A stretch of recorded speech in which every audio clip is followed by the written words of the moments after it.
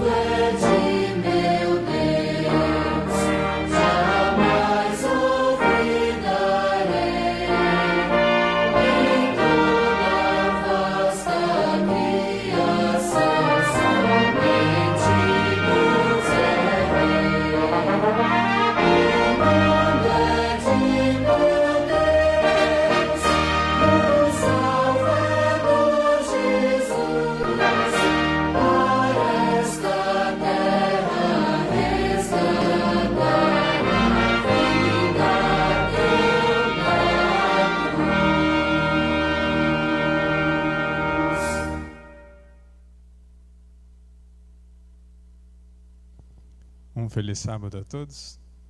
É uma alegria nós estarmos na casa de Deus nesta manhã para juntos buscarmos o seu nome e aprendermos mais de sua palavra.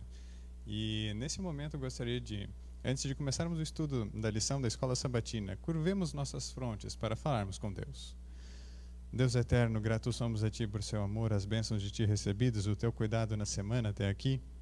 Muito obrigado porque separaste este dia para juntos buscarmos a Ti. Pedimos, Senhor, perdão dos nossos pecados e a presença do Teu Santo Espírito neste momento. Em nome de Jesus. Amém.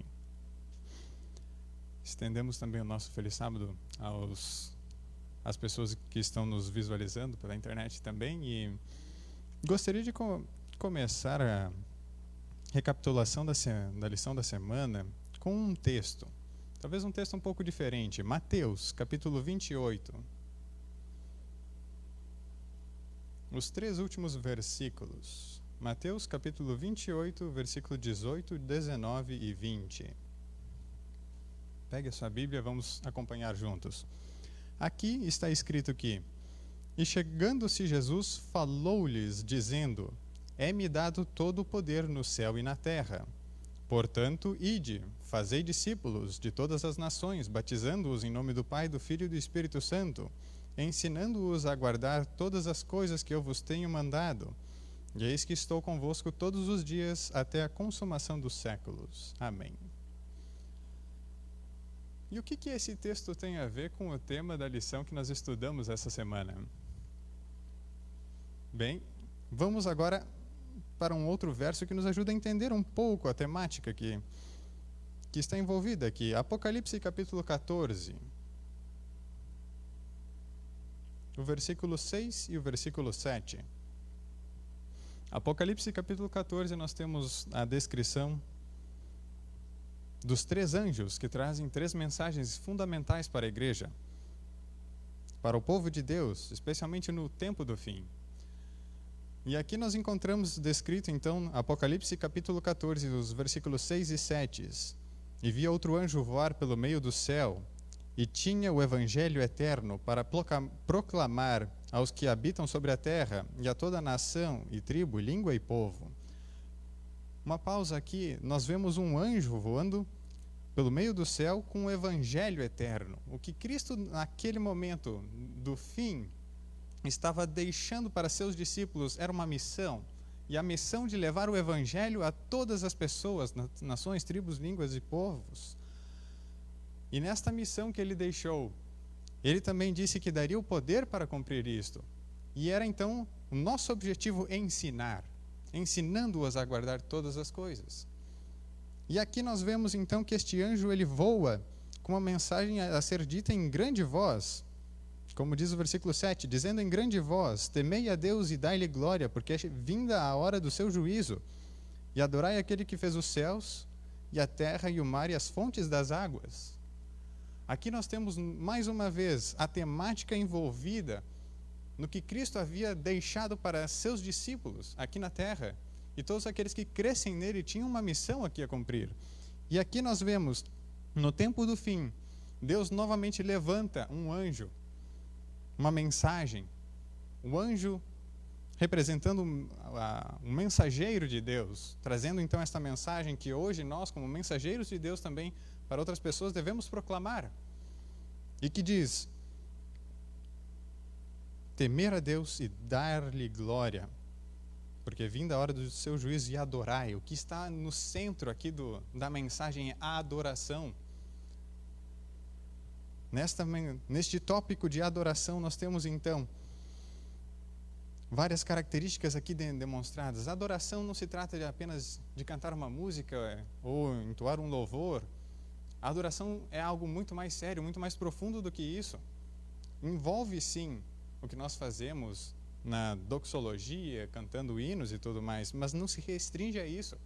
É possível que uma pessoa venha, cante músicas que tenham o nome de Cristo, mas o seu coração esteja perdido.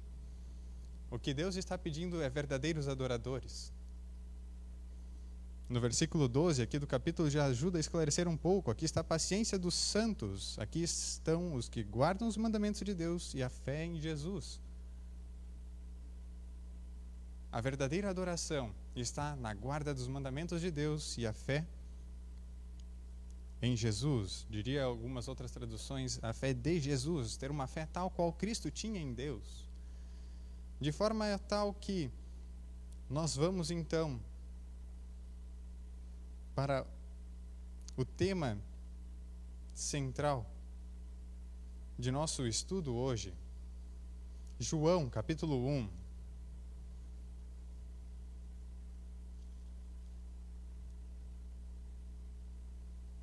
Os versículos 1, 2 e 3. No princípio era o Verbo, e o Verbo estava com Deus, e o Verbo era Deus. Ele estava no princípio com Deus. Todas as coisas foram feitas por Ele, e sem Ele nada do que foi feito se fez. E o versículo 14 explana: e o Verbo se fez carne e habitou entre nós, e vimos a sua glória como a glória do unigênito do Pai, cheio de graça e de verdade. O Filho unigênito de Deus, Jesus Cristo, é Ele que estava no princípio com Deus e era Deus, uma unidade perfeita.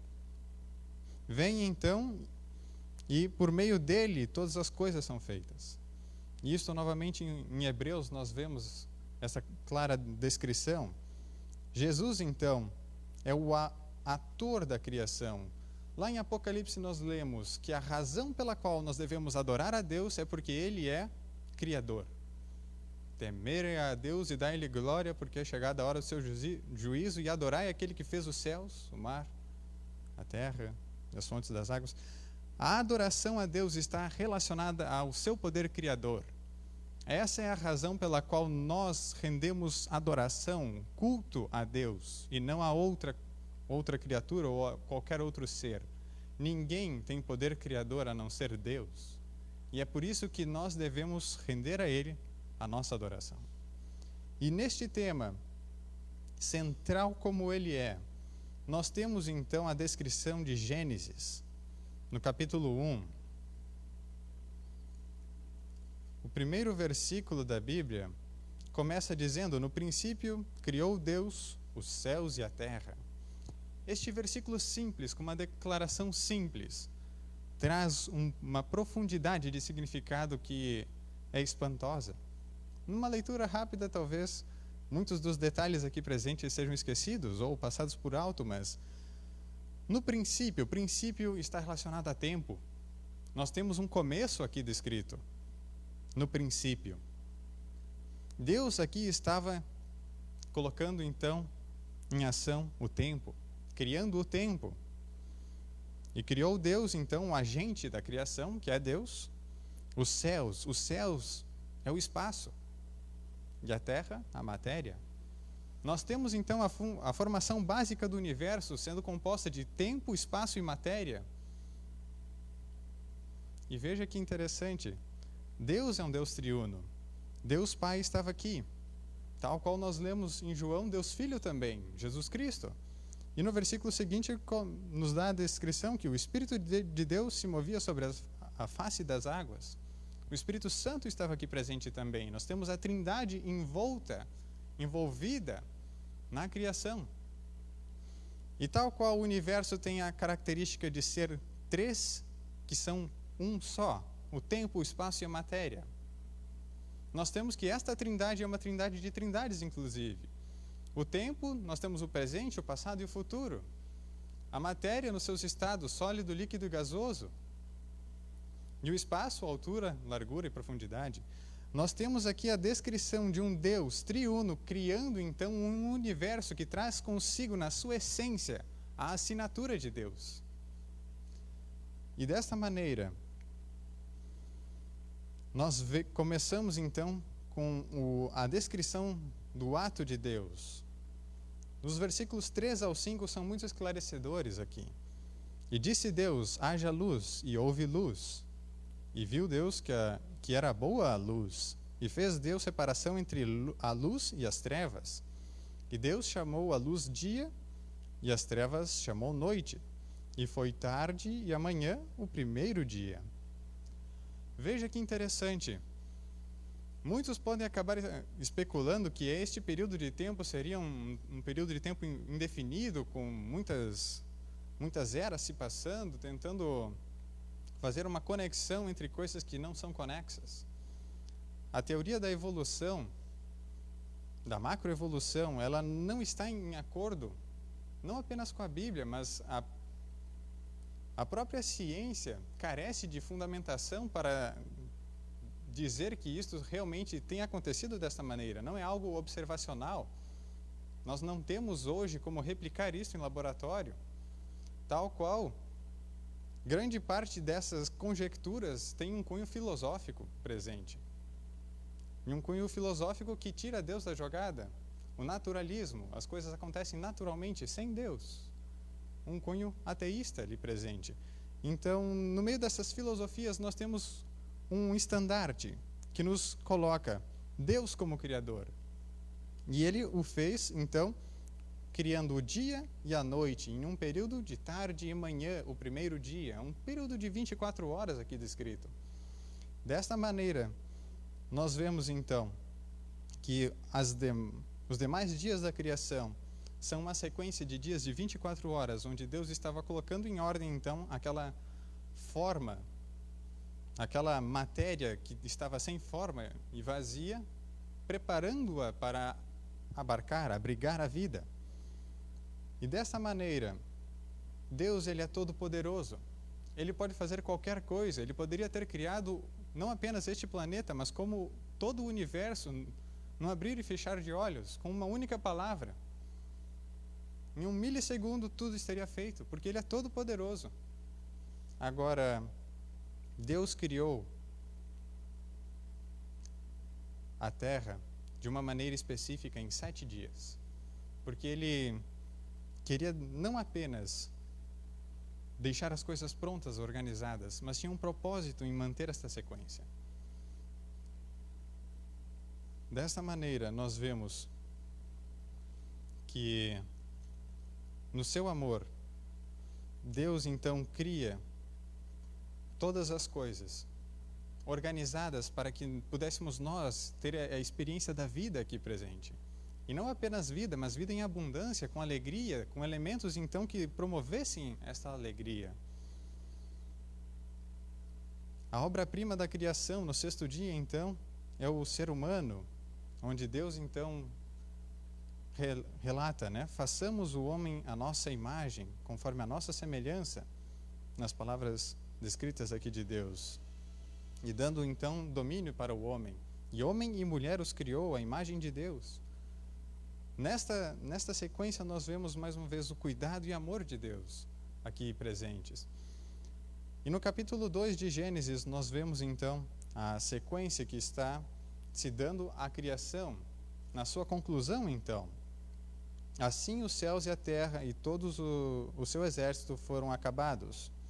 E havendo Deus acabado no dia 7º a obra que fizera, descansou no 7º dia de toda a sua obra que tinha feito. E abençoou Deus o dia 7º e o santificou, porque nele descansou de toda a sua obra que Deus criara e fizera. Veja só. Deus santificou, abençoou e descansou no 7º dia, deixando para nós um exemplo. Deus não se cansa. Deus não tem as características da fadiga humana. Porém, Ele deixou isso daqui como um exemplo para nós. Ele sabia que nas atividades da semana nos cansaríamos, nos fatigaríamos. E Ele separou um dia para descansarmos e termos maior comunhão com Ele. Nos achegarmos, um contato mais íntimo. Num dia abençoado para isto, onde o Criador desejava ter um encontro especial com a criatura. E no versículo 4 diz: estas são as origens dos céus e da terra, quando foram criados, no dia em que o Senhor Deus fez a terra e os céus. A criação da terra está aqui descrita. Deus, então, tendo criado os céus e a terra, coloca o homem no jardim, para que o cultivasse e guardasse.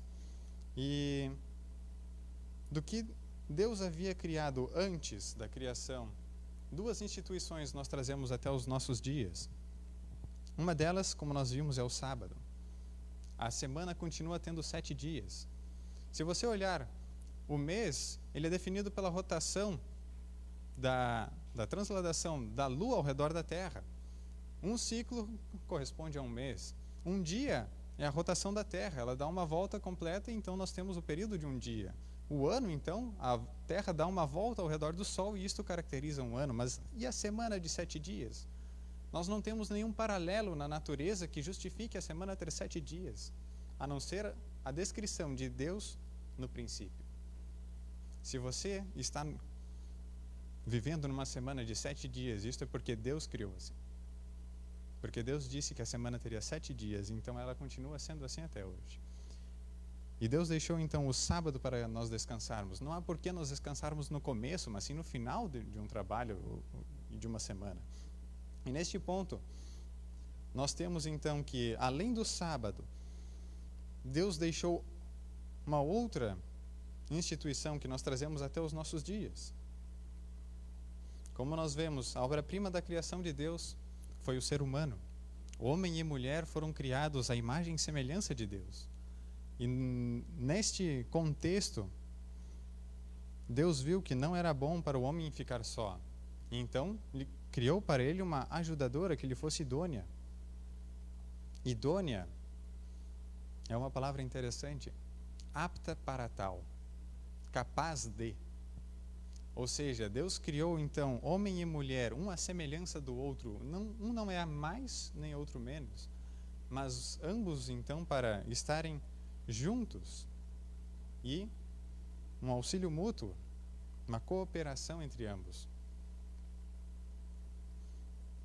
E veja no versículo 23 do capítulo 2 de Gênesis, nós lemos: E disse Adão: Este é agora o osso dos meus ossos e carne da minha carne. Esta será chamada mulher, porque do homem foi tomada. Portanto, deixará o homem o seu pai e a sua mãe, apegar-se-á à sua mulher, e serão ambos uma carne.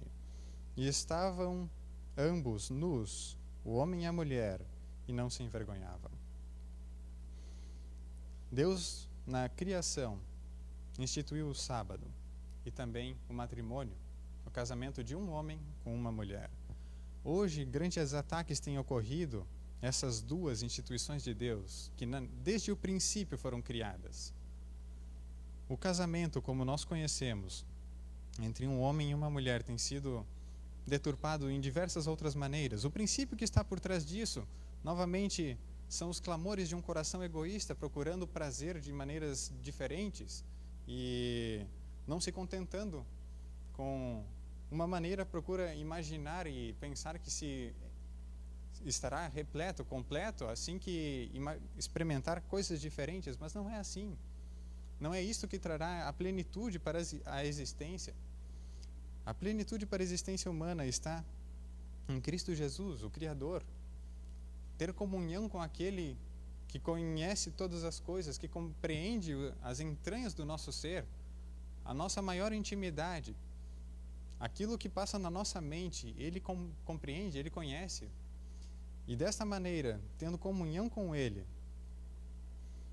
nós podemos experimentar uma plenitude de significado e propósito em nossa vida.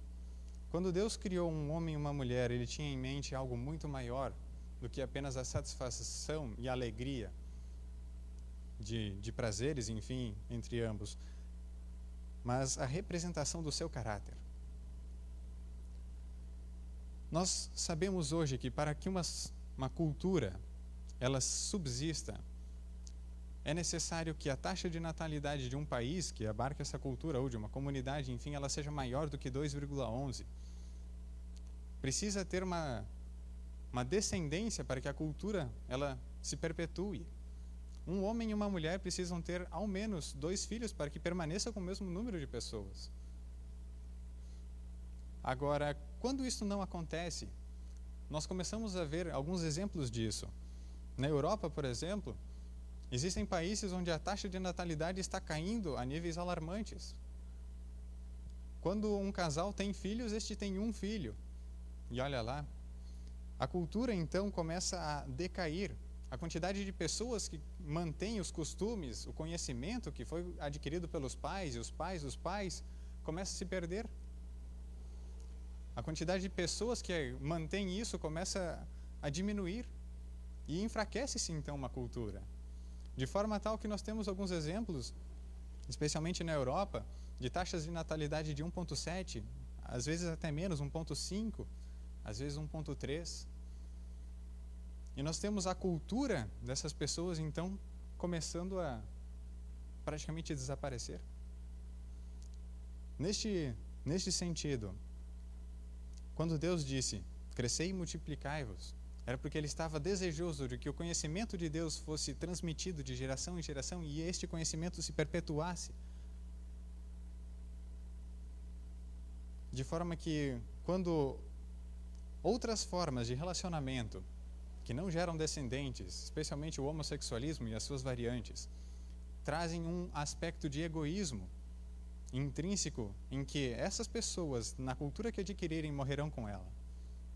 Não terão a paternidade, o passar isto para as próximas gerações. E uma cultura ela precisa ser fortalecida com descendentes.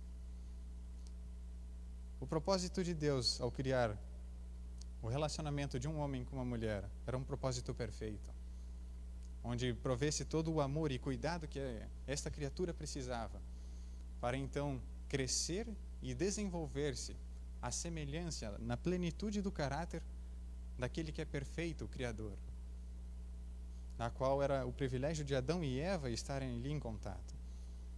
Em Gênesis nós vemos a criação do mundo por um Deus perfeito, que infelizmente acaba se deparando com um inimigo, que traz então um desvio dos planos. Aquilo que Deus havia criado perfeito sai então, pela liberdade que Deus concedeu ao homem, este plano perfeito acaba não se concretizando plenamente na vida de Adão e Eva, pois eles escolheram um outro Senhor, se desviaram de Deus. Mas Deus não os deixou sozinhos. Em Gênesis capítulo 3 nós vemos a queda, mas também a promessa de um descendente que pisaria a cabeça da serpente, a enganadora. E este então, nós vemos a sua descrição em Romanos, capítulo 3.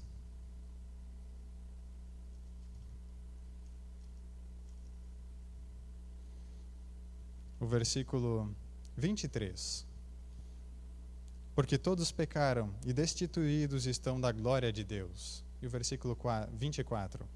Sendo justificados gratuitamente pela sua graça, pela redenção que há em Cristo Jesus. É Cristo Jesus que nos oferece a redenção, a restauração do plano original que Deus havia para cada um de nós. E desta maneira, eu encerro com o meu apelo, que conheçamos mais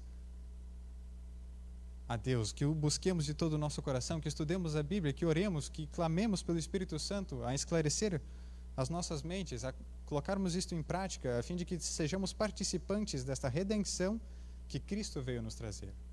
Deus, Ele tinha um plano em mente, e Ele continua tendo para mim e para ti hoje. E tal qual Ele foi poderoso para criar do nada esta terra, Ele também é poderoso para criar o seu caráter no meu e no teu coração. Este é o meu desejo e minha oração nesta manhã. Amém.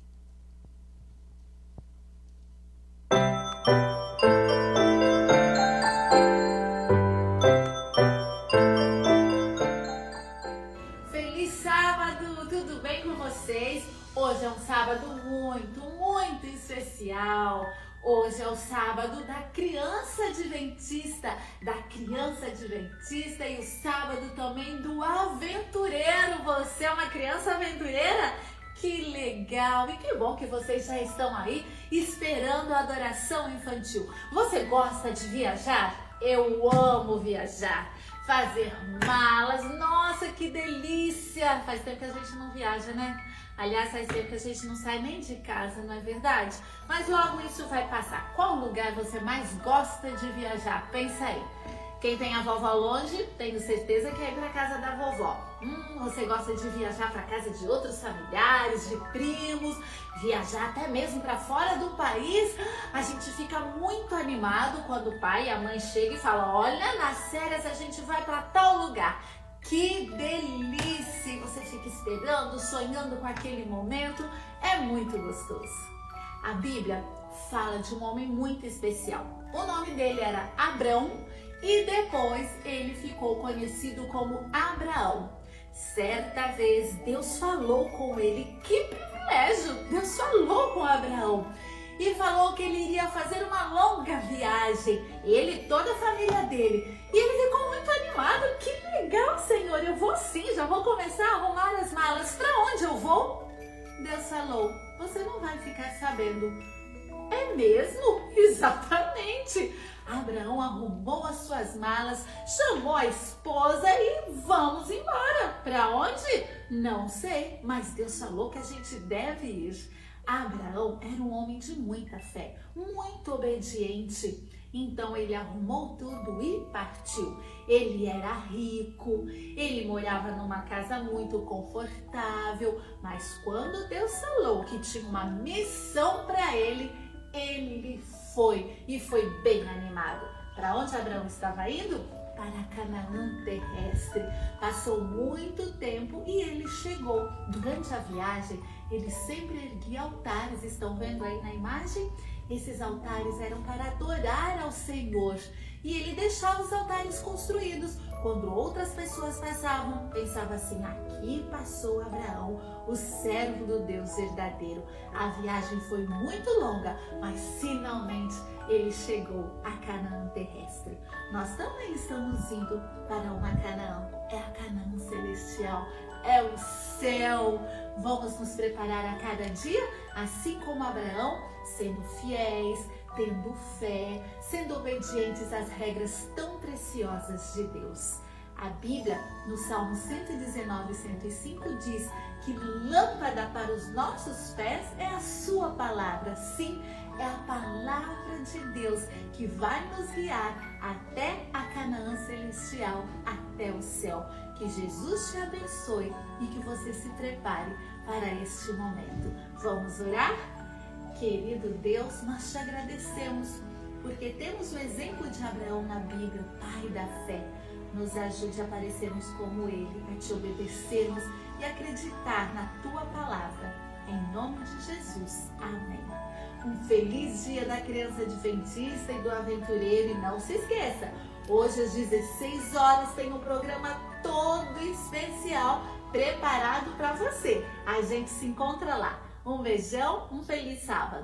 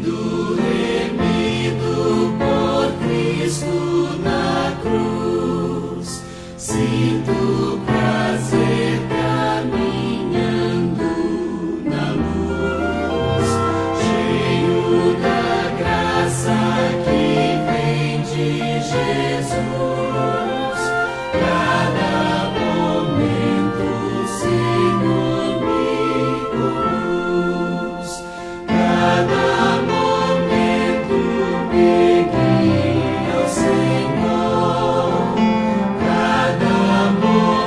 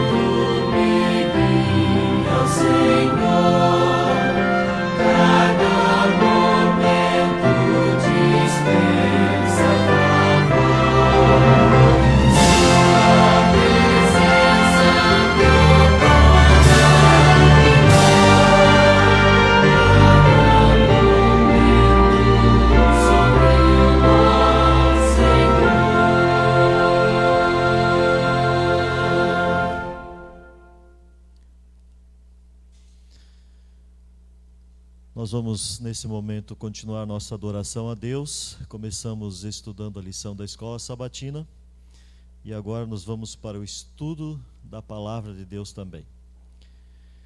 Mas antes de nós estudarmos a Bíblia, mais um tema dela, nós vamos fazer uma oração. Curve sua fronte, feche seus olhos onde você está e ore junto com a gente. Querido Pai, é bom estar em tua casa e poder te adorar. Mas é bom também estar em casa, mas queremos que todos um dia estejam aqui. Por isso te pedimos graça e misericórdia, que essa pandemia possa passar logo, para todos possam estar na tua casa te adorando juntos, louvando o teu santo nome.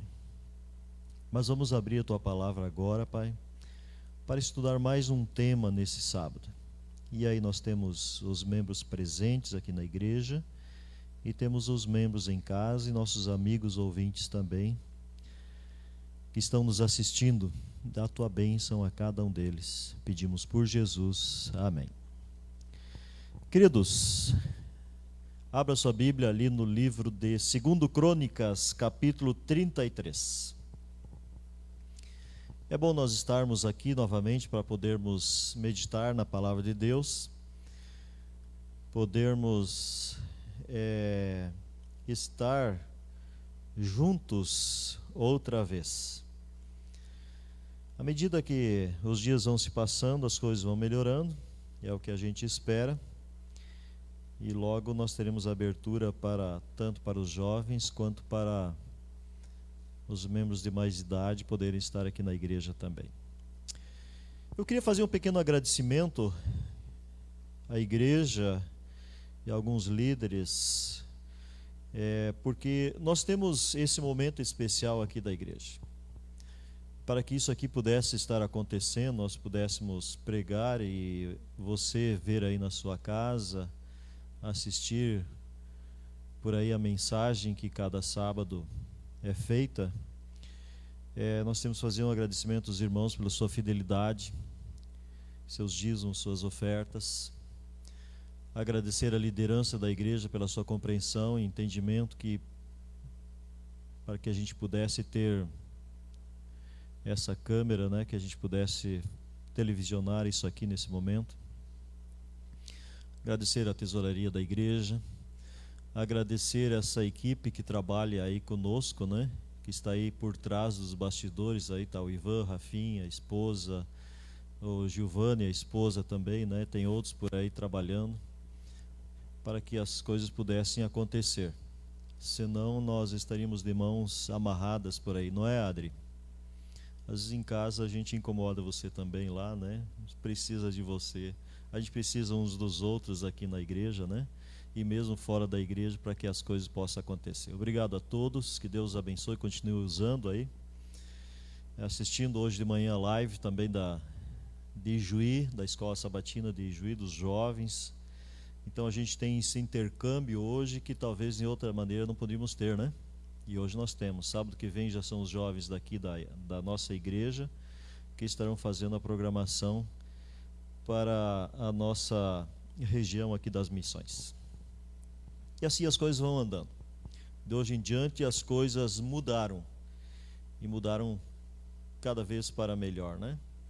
Nós vamos ter sempre os sermões transmitidos ao vivo também, para que você possa assistir na sua casa também, quando não puder estar na igreja. Capítulo 33 de 2 Crônicas, nós temos a história de Manassés. Você pode usar qualquer título aqui para a mensagem, de acordo com aquilo que você quer transmitir. Eu coloquei aqui decisão do início ao fim, mas era da vida de Manassés. Decisões do início ao fim. Eu quero ver algumas decisões que ele tomou aqui.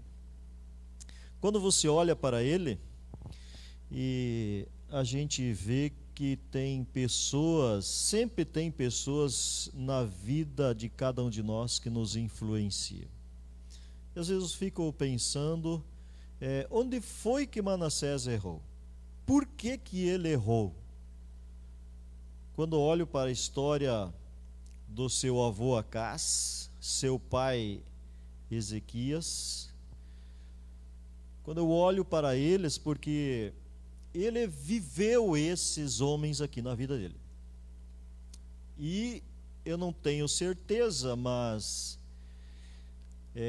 eu creio que ele não chegou a pegar Jotão, o seu bisavô.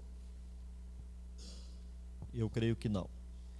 Mas está aqui Acás. Quando você olha para a história de Acás, você vê que ele foi um rei mau. Eu vou chamar mau. Todos os sentidos, fez aquilo que era mau aos olhos de Deus e assim por diante. E aí vem Ezequias, que foi um rei bom, fez aquilo que é bom e reto aos olhos do Senhor. Algumas versões trazem de alguns desses reis que foi com toda a fidelidade do seu coração, outros nem com tanta fidelidade, mas eles tiveram a sua influência dentro do seu reinado. E aí vem Manassés. E eu penso, se Ezequias tivesse morrido, Manassés teria nascido? E Judá teria vivido essas circunstâncias que ele viveu? Quem influenciou Manassés aqui, o avô ou Ezequias? Quem influenciou ele? Ou quem sabe a sua mãe, porque a sua mãe aqui no livro de 2 Crônicas não é mencionada. Ela é só mencionada lá em 2 Reis capítulo 21. E o nome dela é bastante interessante, de acordo ainda com a tradição, ela era filha do profeta Isaías. E o nome dela significa meu deleite está nela. Mas ela não é mencionada aqui por alguma razão. Se ela faz jus a esse nome, e a gente quando olha para o quadro da família, você sabe que a mãe é a pessoa mais influente que tem dentro da casa sobre os filhos.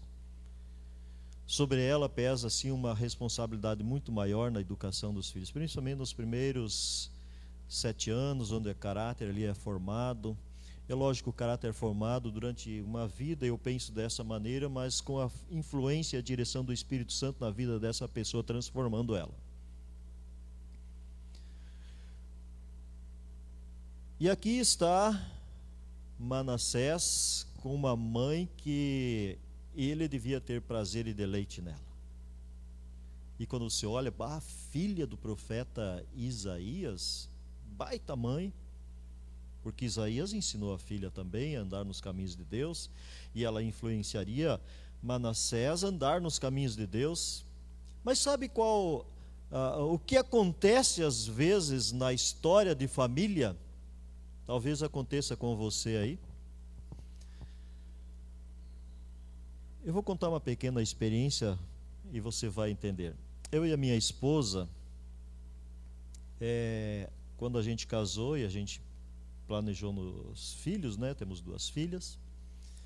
E a gente não queria que elas usassem certas coisas para preservar um pouco a saúde dela. A gente sabia que um dia elas iam descobrir essas coisas.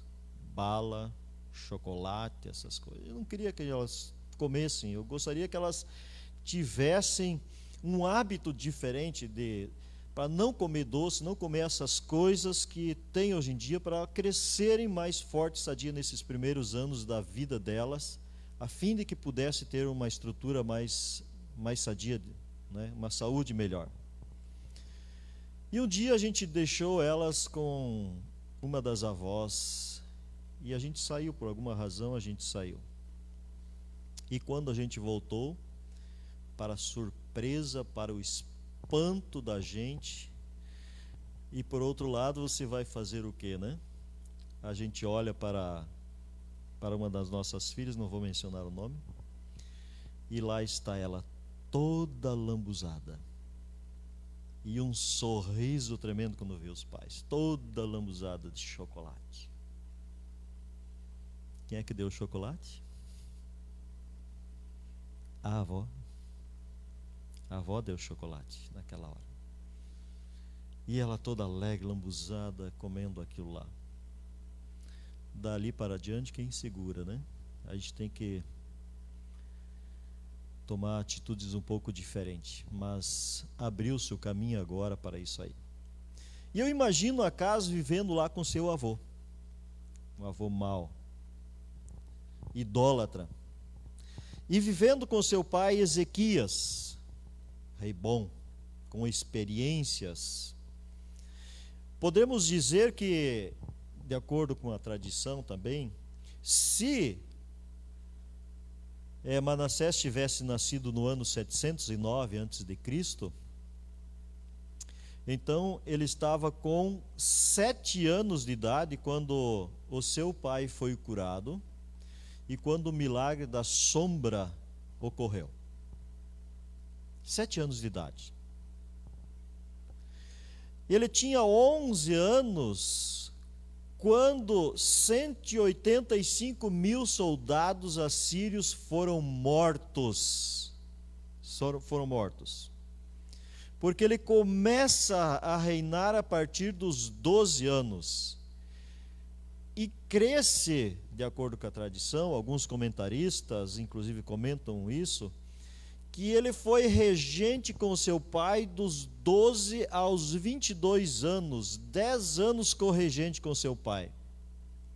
Então ele tinha experiências dos dois lados, mas ele tinha a influência do seu pai, ele viu tudo aquilo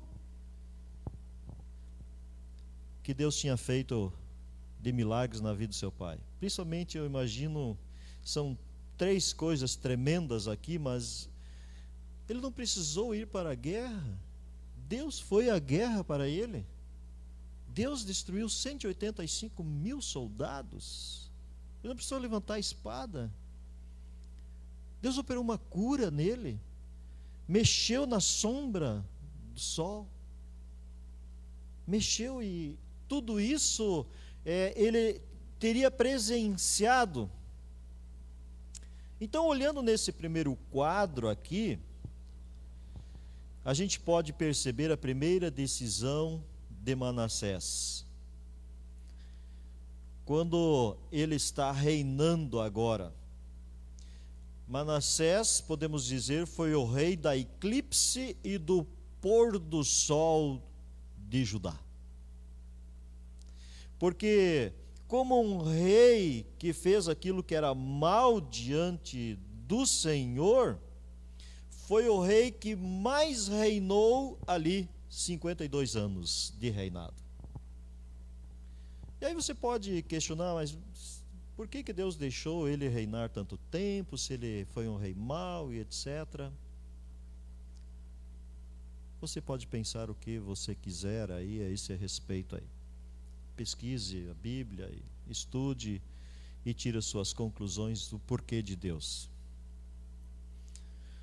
Mas isso não é a questão mais importante, não.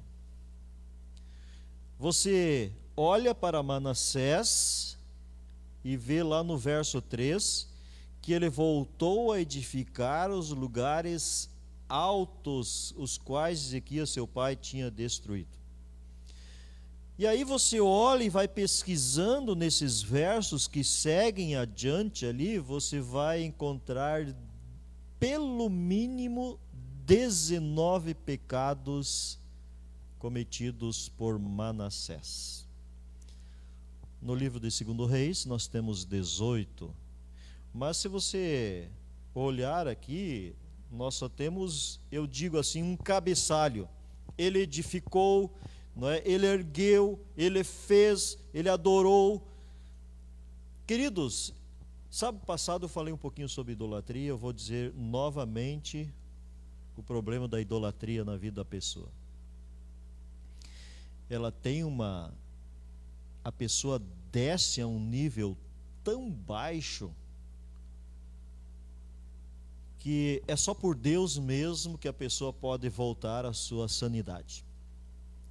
Porque Manassés desceu a um nível que lá no verso 6 está o quão baixo Manassés desceu, porque ele fez seus filhos passarem pelo fogo, praticou augúrios, usou encantamentos, usou feitiçaria, lidou com espíritos familiares, com feiticeiros.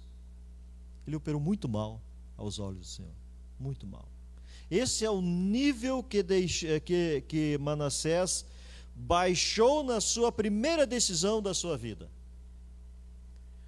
E eu imagino que quando isso aconteceu, o seu pai realmente estava morto. Mas se ele foi corrigendo com seu pai e viu tudo isso, é porque pesou alguma coisa na vida dele antes mesmo dele ter toda a experiência com o seu pai. Mas quando as impressões são gravadas por uma mãe boa, por um pai bom, que está lidando, trabalhando e adorando a Deus, está junto de Deus, as coisas são diferentes. Às vezes você pode ficar perguntando em casa, né, onde foi que eu errei na educação dos meus filhos? Olha onde é que eles estão, olha onde é que eles foram. Às vezes algumas pessoas vêm e pastor, ore pelo meu filho, porque ele está assim assado.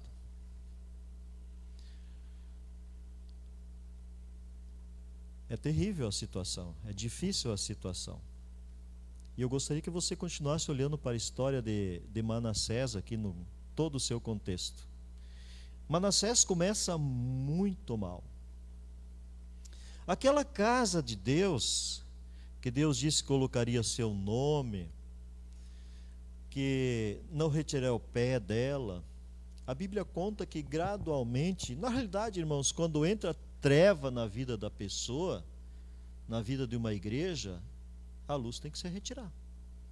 Eu estou falando em termos de adoração. Onde ela entra, a luz se retira. Deus não se retira totalmente das pessoas, não, mas as pessoas se retiram de Deus. E ela sofre as consequências por causa disso. Ela entrou e a luz saiu. E Deus saiu, foi para a porta da casa de Deus, do templo, dali saiu, foi para o monte, foi com eles para a Babilônia, para o cativeiro. Deus foi junto com eles lá. Quando você olha para algumas igrejas na Europa, você vê igrejas, templos magníficos, mas que hoje são usados para boates, shoppings, comércio e assim por diante. Fechado, não tem um adorador lá dentro. Nenhum idólatra está lá dentro. Ninguém. É usado para outra coisa. Se eu aplicar isso para a vida espiritual, eu tenho que ter muito cuidado também com a minha adoração. Porque Deus também, Ele pode dizer o seguinte, que Ele vai se retirar dessa casa também. Apocalipse diz: vou remover o teu castiçal. Porque Deus já não habita mais naquele templo. O Espírito Santo não habita mais naquele templo. Não há lugar mais para Deus. Ele está do lado de fora, batendo o coração, querendo entrar. E aí depende do que nós vamos fazer, se vamos abrir o coração ou não. Decisão é nossa. A vida é feita de decisões do início ao fim dela. E ao fim dela está decidido o seu destino eterno. Vida eterna ou morte eterna. Queridos, a segunda decisão que a gente tem aqui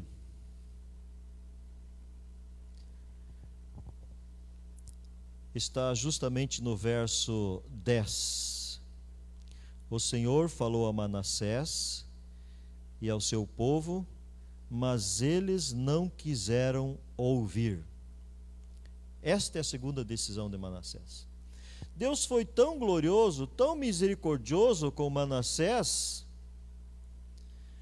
que Manassés, Deus enviou profetas para a vida dele, para o povo, seu povo, para que os advertissem do caminho pelos quais eles estavam andando, que não eram caminhos bons, mas eles não quiseram ouvir. não ouviram ao Senhor. O Senhor falou, eles não ouviram. Aí o que Deus fez? Vem cá, já que você não quer me ouvir, já que vocês não querem me obedecer, não querem me andar nos meus caminhos,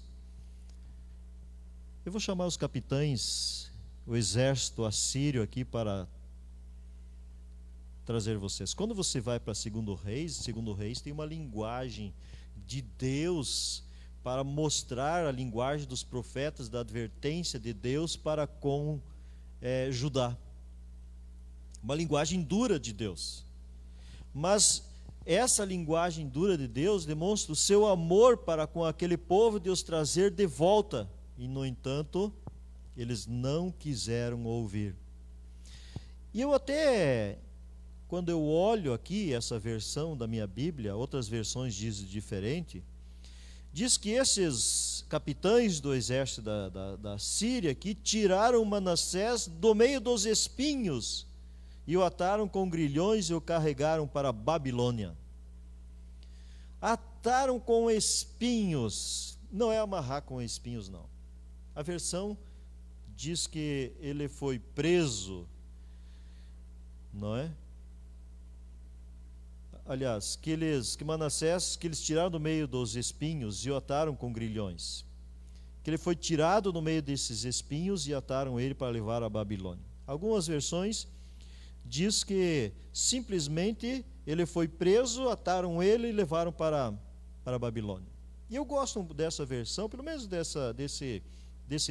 dessa frase aqui, que tiraram Manassés do meio dos espinhos. Queridos, o contexto que você tem dos versos 1 até ali são espinhos na vida de uma pessoa. Deus usa o instrumento assírio, um povo pagão também, para tirá-los da sua própria, do seu paganismo, da sua adoração, porque eles estavam fazendo piores do que os amorreus que moravam anteriormente, eles que Deus tinha expulsado daquela terra, agora estavam fazendo as mesmas coisas que eles. Eram espinhos esses na vida deles. Olha que amor de Deus para com as pessoas. Eu vou trazer um exército para tirar vocês disso aí, mas vocês vão sofrer as consequências, vocês vão para o cativeiro, vão para lá. E aqui nós encontramos a terceira decisão de Manassés. Mas é uma decisão em meio à aflição. Está lá no verso 11. E quando ele esteve em aflição. Queridos, o que você faz quando você está em aflição? O que você faz quando você está em angústia? O que você faz quando você está sendo perseguido, humilhado, maltratado? O que você faz? Qual é a sua reação? Sabe qual foi a reação de acaso o seu avô? Você pode olhar lá no capítulo 28, verso 22. Já que eu estou na pior aqui mesmo, eu vou me afundar mais ainda. Eu vou mais fundo ainda no pecado. Não adianta mesmo. Deus não me ama. E começa a acusar a Deus de todas essas coisas. Não olha para si mesmo. Ele se afundou mais ainda no pecado. Quando Manassés está na aflição aqui, está no fundo do poço, com grilhões, Manassés pelo menos tem 4 atitudes aqui. 4, 5 atitudes. Olha só. Ele buscou ao Senhor. Ele a Bíblia diz, se humilhou grandemente diante do Senhor. Ele orou ao Senhor. E aí vem a resposta de Deus para com ele. Deus o aceitou. Deus aceita a petição que ele faz a Deus. Nós não temos registro dessa petição, mas a gente pode imaginar o tipo de petição. A sua súplica, ele faz uma súplica, Deus aceita a sua súplica. E aí Deus pega ele, lá do cativeiro, vem cá, Manassés, você vai voltar para o teu reino aqui em Judá. Você vai reinar agora. E ele reinou 52 anos. 52 anos. E aí há uma outra frase nesses versos, verso 13. E então Manassés soube que o Senhor era Deus. Queridos, o pecado tem a capacidade de cegar uma pessoa? Será que o pecado cega as pessoas? Será que a idolatria cega as pessoas? Será que a influência de um pai, de uma mãe, de um avô pode eclipsar a vida de uma pessoa, a tal ponto como Manassés aqui?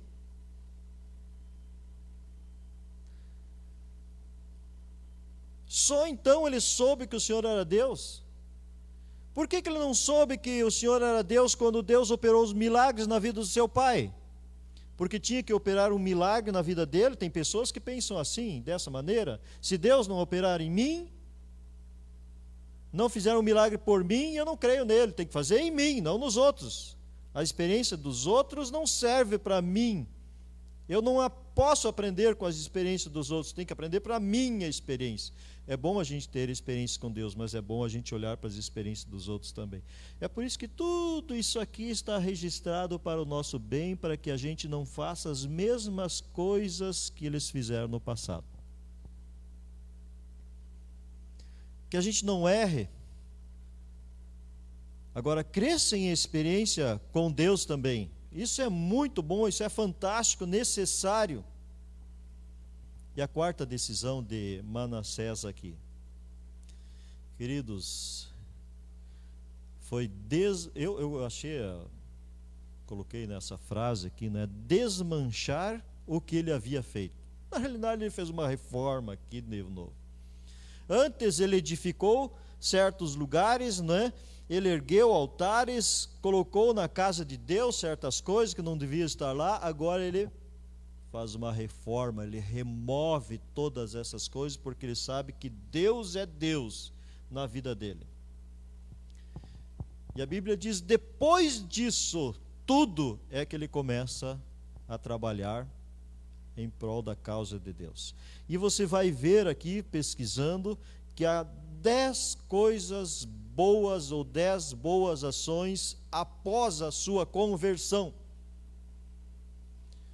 Então, até então, Manassés era um cristão, entre aspas, com um bom pai, com bons exemplos, mas rebelde, com ideias próprias, escondendo às vezes essa ideia dentro do seu próprio coração, para que no momento certo poder, agora eu estou liberto, agora eu sou o rei, agora eu faço como eu quero.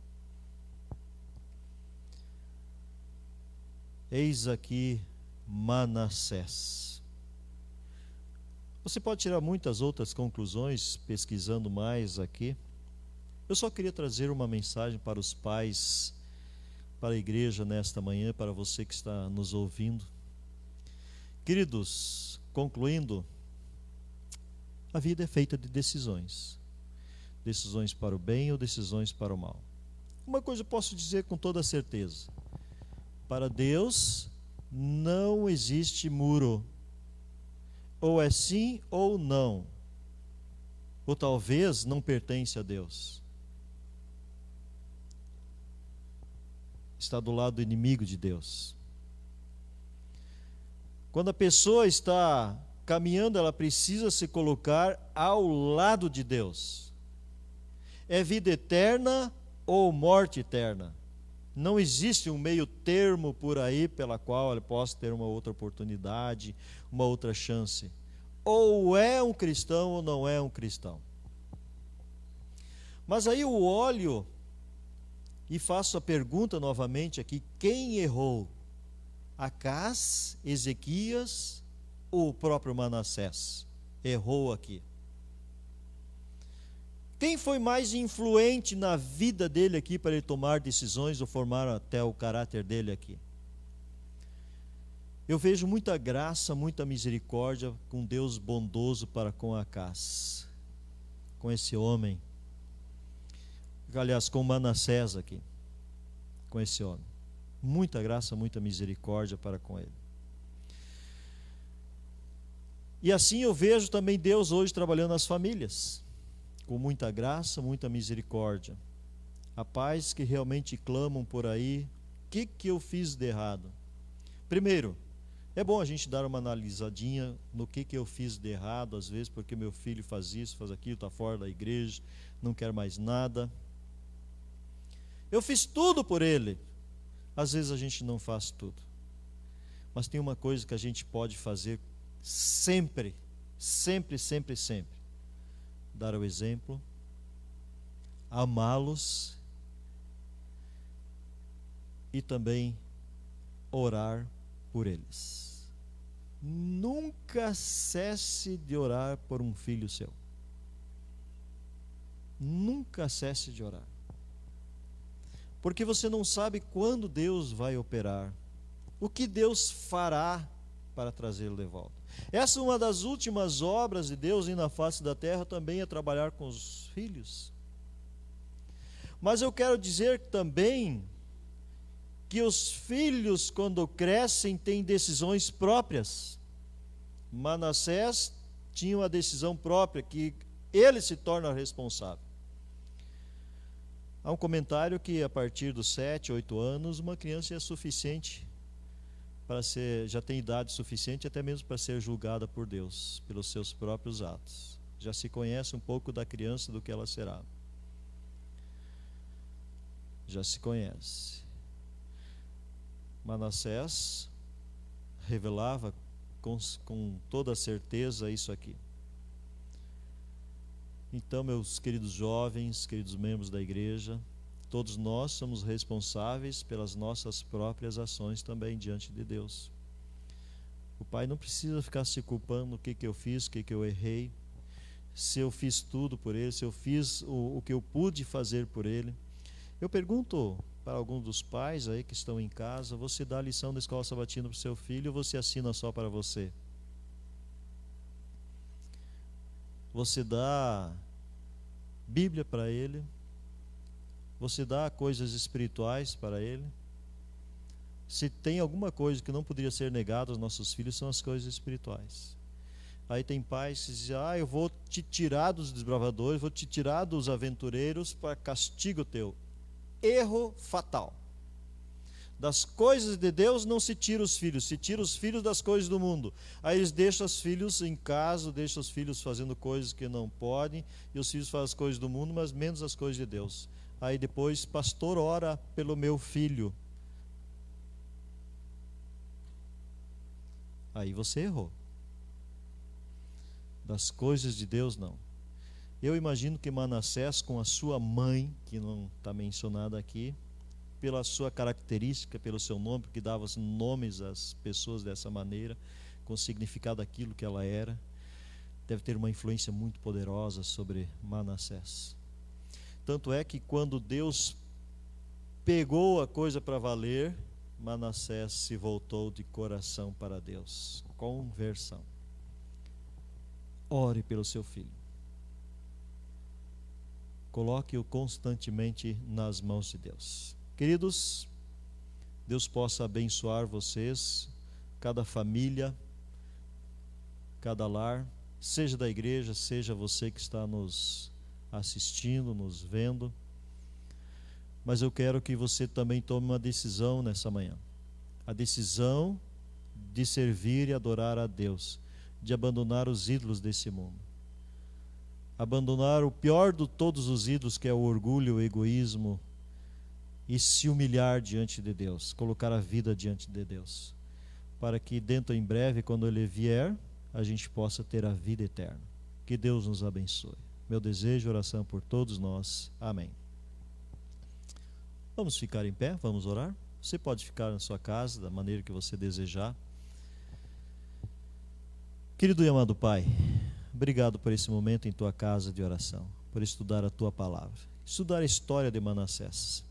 Não temos acesso a todos os detalhes mas temos o suficiente para nós tomarmos decisões acertadas e decisões ao teu lado, sendo como pais, sendo como jovens, como igreja. Abençoa-nos, Pai, e ajuda-nos com o teu Espírito, com os teus santos anjos, a honrar e a glorificar o teu santo nome. Que as pessoas possam ver em nós Cristo Jesus.